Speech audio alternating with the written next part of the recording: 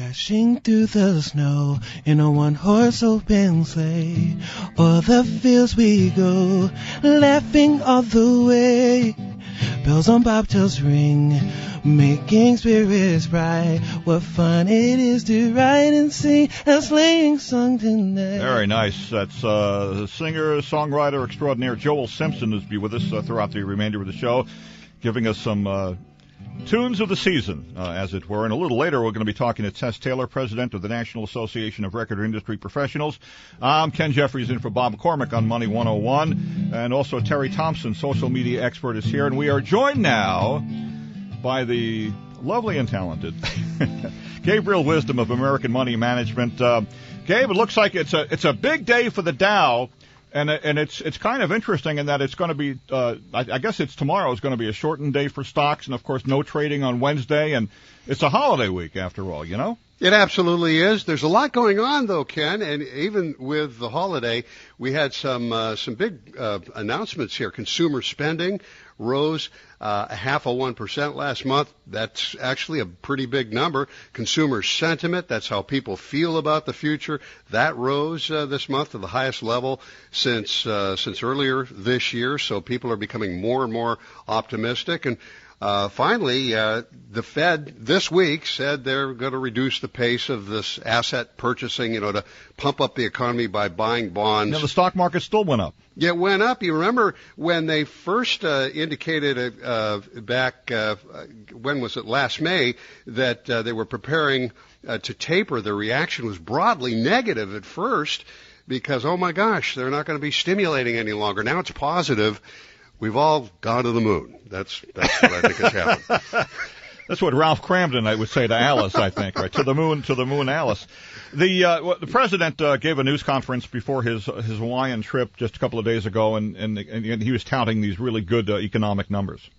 Yes, he was, and he's got good reason to. The pace of the recovery is accelerating. Take Target's problem, for example. Yeah, no kidding. Consumer perception is at the lowest level since their last big problem in June of 2007. And the stock is $61. It's fallen, $61.86. It's fallen quite a bit since the breach, security breach. But back in 2007, when they had another similar problem, Target stock was $16. It's now $61. You can tell that these big companies get past these problems, and the equity continues to rise and business expands.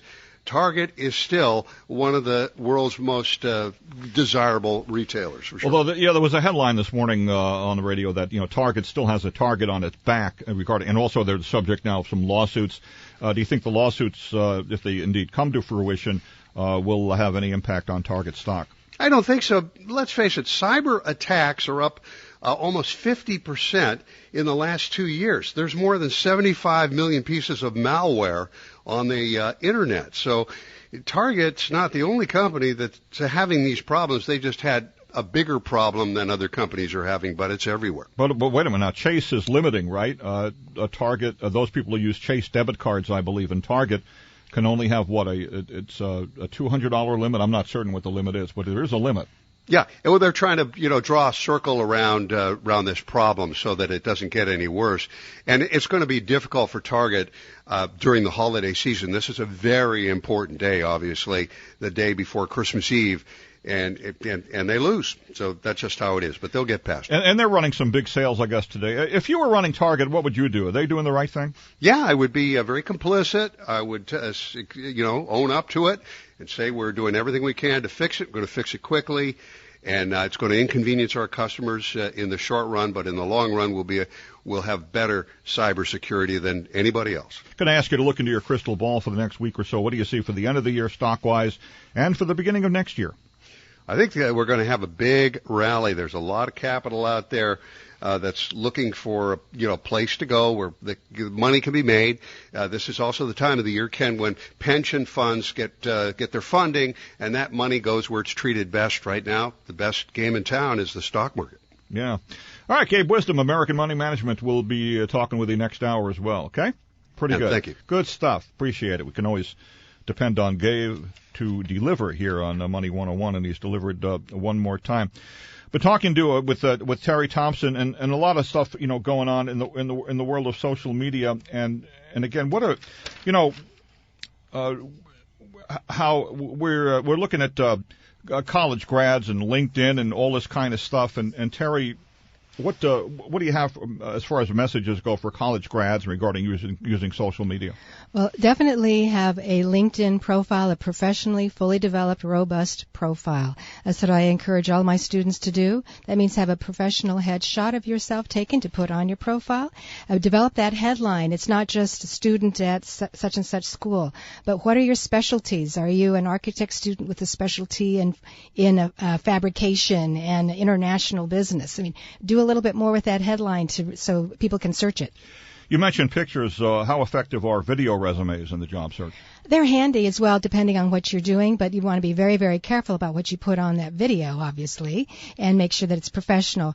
Be ready for a video interview. If someone calls you to do that, or let me see a picture, it means some video of you. It's still not the first thing that headhunters are looking for, but you should definitely have that available and make sure it looks good. And how long should it be? Not more than 2 minutes, absolutely. People don't want to watch anything longer than 2 to 3 minutes if it's an interview. But you're anticipating questions that they might ask, or you might be telling a little bit about yourself. That's perfectly good to do. And just keep it very short and keep it to the very important points about yourself and what your goals are. Are there jobs especially conducive to video resumes? It depends. Well, it doesn't not so much the jobs; it's the companies that are looking or searching that way. I would tend to think that if you're a technology company and you're really into that sort of technology advancement, then you're going to ask for a video resume or you'll look for a video resume. But some companies don't even think about that at all. They're still used to the traditional sort of paper resume, and then the digital resume comes after that. But it really depends on the company. Really depends on the company. In the industry, right? too. Yeah. And so, we're looking at some of the things you can do with social media in 2014. Maybe there's one or two that you'd like to take another look at here. Yeah, definitely. For 2014, I recommend that companies really seriously think about social media if they have not, because it's the community, it's the opinion of the customers and the clients that really matter these days. Traditional advertising is about reach and frequency, meaning how much you put into your advertising, how many people you can reach with that advertising, and how often you put that ad in front of you. Well, now a major component of that is reach, frequency, and community. What does that mean? You have to get people talking about you in a positive way. And then commit to it. Commit to social media. If you're going to do it, then do it in the long run. Be a social media business, not only externally but internally. Look at your people inside. How can you use your social media to develop ideas? How can you use social media to improve your services? You really have to be a social business. All right, we continue our discussion with Terry Thompson coming up in just a couple of minutes. You're listening to the sweet Christmas sounds of guitarist Joel Simpson. And coming up, Tess Taylor, president of the National Association of Record Industry Professionals. What do musicians have to do to get their stuff out there in front of the general public, maybe to get that record deal? How can they go online to get that record deal and further themselves professionally?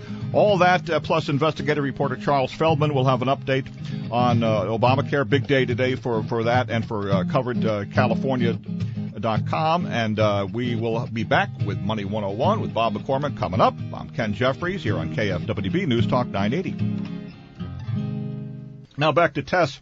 You've had a long and distinguished career in the recording industry. We're looking at social media. How important is social media to a musician who is hoping to get big in the industry? Well, social media is incredibly important, and that's why I just took Terry's card, because there aren't enough people out there like her who can help with this sort of thing. However, if you don't have a product of quality and of substance in the first place, you can have all the viral marketing in the world, and it's kind of pointless. You can get a lot of attention, but for what? If the product or the music isn't worth listening to or worth buying, and we see that a lot, then social media only creates attention that doesn't result in anything. But when you do have something that's worthwhile, it's incredibly useful. Or turning now to Joel Simpson, who's been quietly standing by except for playing his music, and we appreciate that. Joel, has social media been helpful to you in trying to build a buzz around your music or shows? Social media has helped me definitely on my shows. However, I've noticed that I don't focus on my brand too often. I can easily make it, make people see that, I love my dogs, love my wife, and all that stuff like that, but they don't know where my music is coming from or what next show I'm really going to. I'm not actually providing them a proper attention, even though I believe I have the product for them to listen to. So I me and a lot of my musician friends, we have to step up our games on knowing what our promotion is. It's not just about the music anymore. And what is your promotion about? I mean, how do you go about doing it? Well, I'm always doing a lot of face-to-face talking because I do lack in my social media, so I'm always promoting myself to people, telling them about my music, telling them my style, and then they can go on my Facebook and all that stuff and see it. But I've been really doing the more relationship building aspect of promotion. Relationship, what, one-to-one? Yeah, how one-to-one. Nice to see you. Yeah, and if they want to know, Handshaking. and I tell everybody because that's how I'm really pushing it. And I think I need to get better at my social media. Ken, if I may interject Sure, with Tess, go respect ahead. to Joel, Mm-hmm. when you want somebody to buy something from you, which is essentially what you and everybody needs to do, a professional musician or professional of any kind, you're selling a service or a product, you first have to get people to know you, and then to like you, and then to trust you before they will buy from you. The biggest mistake that most artists make, and many, many people selling all kinds of products, but we're focusing now on music, is that they will send out blasts, they will accumulate email lists, they'll have a massive social media outreach, but they haven't formed a relationship with someone yet. Right. I've just now gotten to know you, Joel, so there's a fair chance that I'll go back to my office and check you out on the internet and see what's up and, what kind of stuff does he play. That's the getting to know you part. But until people get to know you and then to like you, they're not going to trust you and they're not going to buy from you. It's kind of like going up to a girl in a bar you've never met and saying, hey, can we, will you come back to my apartment with me? It's show you my etchings. Yeah. Right, right. Yeah. So that's the essence of what you have to do to lay the groundwork to get people interested enough in you to buy from you. Yeah. And that's when you bring in someone like Terry. And I think what's really important too is for her social media to be part of an overall marketing plan. What are you trying to accomplish? And this is where I think a lot of people fail. It's not for lack of talent, it's for lack of planning. They don't have a good plan. What are they trying to accomplish? And it's not just get people to buy my music, because that's too vague. Mm-hmm. That can be a very important part of your plan, but without a good plan, like what's your 1-year plan, your 5-year plan, I'm sure Bob McCormick would talk about this with respect to money as well. You need a marketing plan. And also I want to get into this too about musicians who are notoriously and entertainers are notoriously known for not watching their money. And maybe we can get into some of that in just a bit. I want to just jump back to social media for a second, though, about how these changes made it easier or more difficult for unsigned artists to succeed in this. It can, but you have to have some sort of strategy, because we have now probably more independent artists than molecules in the universe, and Joel will testify to that. Oh yeah. So, if distribution is instantaneous because you have the entire internet at your fingertips, that's great, but everybody else has the same thing too. So what we have now is a lot of noise, and more selections don't necessarily mean better selections. So I think social media and the internet has done a great deal to equalize, but you still need to find a way to rise above the noise. You have to have quality product and a way to reach people and stimulate interest. All right, Joel, we're getting into a little break here now. Would you like to play us into the break?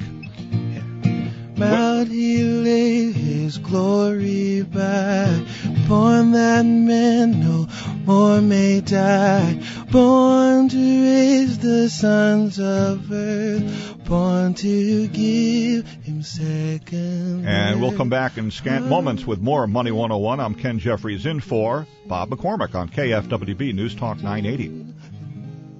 I'm Ken Jeffries in for Bob McCormick. Terry Thompson is here, social media maven, musician, if I can get the words out, musician. Joel Simpson is with us. And Tess Taylor, president of the National Association of Record Industry Professionals. Tess, we've been talking about this for the last couple of minutes and how social media can help musicians get started, especially, for the coming year, and how it can help really everyone get started, maybe the small business person as well. A lot of talented young people out there, songwriters, singers, bands. What really separates these people from the people who really make it in the music industry? What's your view? Focus, planning, discipline, and talent, and a great team. So you have to have a great team. I can hear Joel has a lovely way with his guitar. That's wonderful. The most talented person in the world can only get so far on his own. So he needs to have people who believe in him, who can support him at some point when he's generating enough interest and revenue. Perhaps a manager will come into the picture if there isn't one already. He'll need someone like Terry. He'll need someone who can create a marketing plan for him. And that's something that my organization does, is we're an organization of professionals who are constantly working to improve our skills to be able to help people like Joel. Got a quick question on this? Give us a call at 888-539-2980, 888-KFWB-980. That's 888-539-2980, 888-KFWB-980. Now we're looking at the labels and managers, and I mentioned that it's been known that artists do not watch their money. That's a general statement. Of course, there are plenty that do watch their money. But, you've heard stories of the old heavyweight boxer, for instance, who, like Joe Louis, had to be a greeter at Caesar's Palace in Las Vegas for the ending days of his life because he didn't manage his money well. He got ripped off by promoters and whatnot. And I guess it's still true, isn't it? They're getting artists are getting financially hosed, I guess, by agents and managers. In some cases, Billy Joel lost the rights to his music years ago. He got them back, but it took him a long time. How do you combat this? Well, you combat it by being diligent and being up on your own finances. I was at a Christmas party over the weekend where we were discussing how many big-time artists, not just recording artists, but movie stars, have had their money embezzled by their own accountants and CPAs, people whom they entrust with their finances. So you really need to trust people. My uncle has a great saying, trust. You really need to trust people. Well, trust is good, but control is better. So Reagan used to say trust but verify. Yes, and that's the same principle here. So what I suggest to people when it comes to their finances is to do a personal balance sheet once a month to figure out where your assets are and where your liabilities are so that you know what your net worth is and you know where it's coming in and where it's going out. All right, Joel, I'm going to talk to you here a little bit about this. I don't mean to put you on the spot, but we'll do it anyway, right? You're here. Yeah. As a professional musician, do you try to watch your money?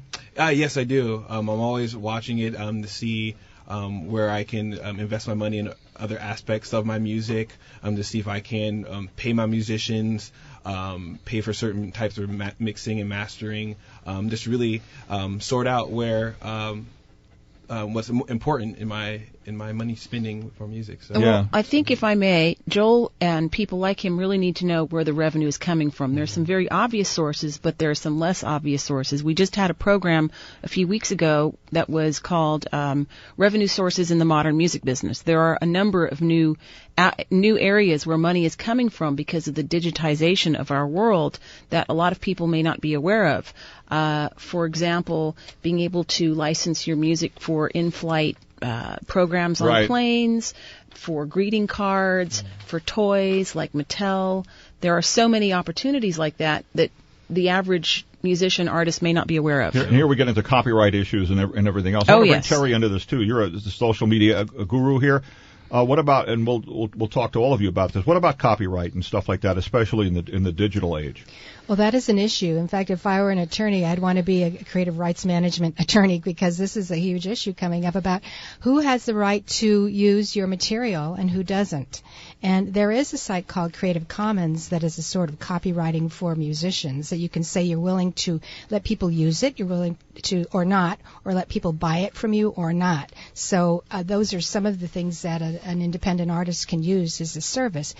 It's a huge issue. We really want to be careful about that. We respect other people's creative rights. Tess, again, you counsel musicians, I presume, on this topic, and what do you tell them? Well, I'm not an attorney, but I will tell people to have and manage their own rights. I will tell Joel to make sure everything he's done is registered with the Copyright Office, to learn how to fill out those forms himself, and to know what they mean. I would counsel him to read and understand the most important points of the Copyright Act, and I would make sure that he knows that his rights are reserved by him and exclusively him until he gives them to someone else. Let's go to Stan in L.A. right now. Stan, what's your question for the guest, please? Guys, first of all, I just wanted to say thank you. Thank you so much for doing this topic. But I was wondering if you could tell me, I hear a lot about BMI. I hear about ASCAP. Could you tell me, what the difference is between those two? Is the question directed to me? Yeah, go ahead. Well, Tess. BMI and ASCAP, as well as CSAC, are the three American performing rights organizations. They're frequently referred to as PROs, which is the abbreviation, the acronym. And the difference between BMI and ASCAP is something that's actually constantly being debated. There are those who say that if you perform more live, then CSAC is the better performing rights organization for you. But it depends on the formula that they use to calculate royalties, and that is based on airplay. That's based on a number of other factors that play into it. It's a more complex question than I'm able to answer here. But Stan, I'd be happy to talk to you later about it. Now, the other thing is that there have been singers wanted to get paid for having their records played on the radio. I don't know if that's gone into law yet. I don't believe it has. Songwriters do get paid. But do you know where that stands right now? Yes, there is a right, a digital performance right that enables performers to get paid. Yes, but it does happen. That's the digital performing. But if the song is played on the radio?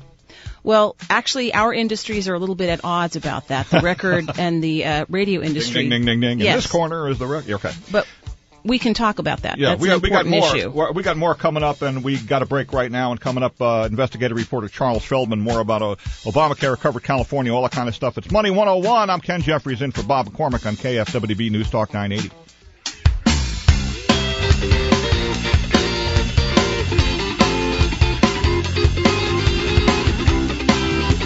All right, get down, get funky with your bad self there. That's the work of Joel Simpson, the guitar work. All right.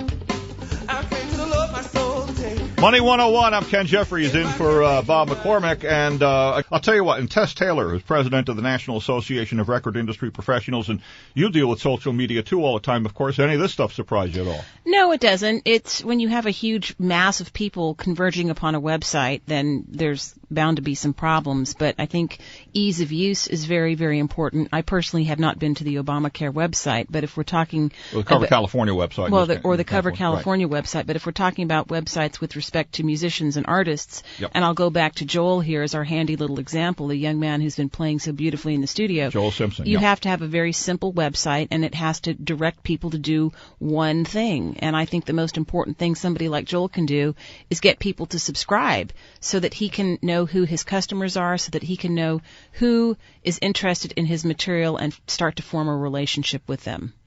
All righty, we're starting to get some calls on it, and I suspect they're about Obamacare and Cover California. We'll get to them in just a moment. But you mentioned also one more thing before we went to break, Tess, about the artists receiving royalties for yes, regarding versus digital versus being played on the air. You asked earlier how can artists who perform get paid, and they should look up Sound Exchange and register for Sound Exchange, because there's a royalty, there's a digital performance royalty that's been set aside for them by Sound Exchange. It's something to easy to Google and find on the internet. Speaking of social media, we have a listener right now listening to us obviously on KFWB.com because she's from Fuller, Texas. Olivia, how's things going down there in Texas? Things are good. Merry Christmas to everybody from Fort Worth, Texas. And what is your question for our experts, please? My question is for Tess and for Terry also, if possible. If you're an independent artist and you obviously cannot afford to hire a social media person who's professional and does that, if you're going to find one vehicle on the internet that's more powerful than the others that might actually put your music front and center, do either of them or have either of them heard what's the best place? Over YouTube, if you're going to go it from all angles, or is there one that's better than the other that launches sort of the others? So I have a question for Tess. As someone who does social media, my question to you has been, where do you go to look for artists? What social media platforms do you go and review, listen to, and so on?